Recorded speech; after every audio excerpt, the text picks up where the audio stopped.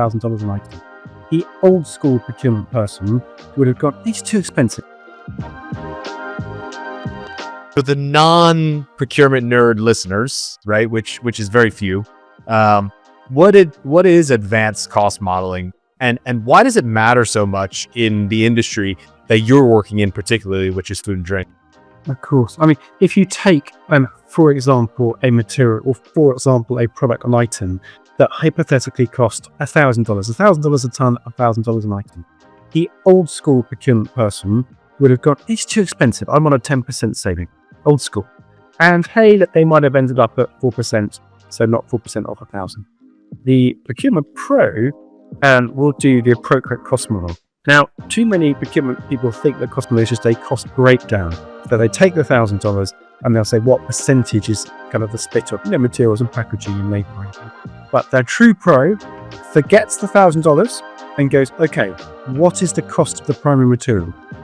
What is the yield of that material? What is the labor? What is the energy, etc., etc., etc., and builds it up bottom up. Then they don't challenge the profit first. In fact, they do that last.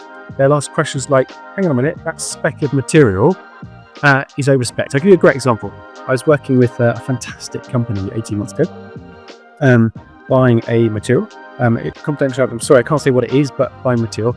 And we looked at it and they were buying grade A material. You could see it coming up in the cost model. And yet they were crushing that item to make into something else. I'm like, why aren't you using grade A material, which are beautifully formed things, where actually you can use a grade B that still tastes delicious? And we saved a shed load of money without costing the supplier a single dollar. Interesting. And so it's focused on the cost.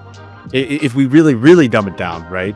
It's focused on the cost of the good or material rather than the holistic saving on total spend, right? It's modeling, like you said, from the bottom up rather than the top down. Is that a fair way of summarizing? Absolutely. You've got to understand all the items, all the drivers that impact the finished price. So those are cost items. You've got to forget the $1,000 and just go, what are all the things that go to make up the cost?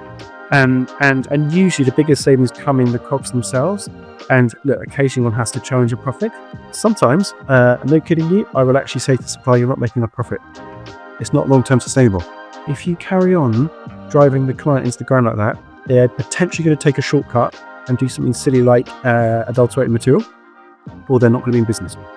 So that's rare. It might be 1 in 10 times, but in procurement, we shouldn't be afraid to say that.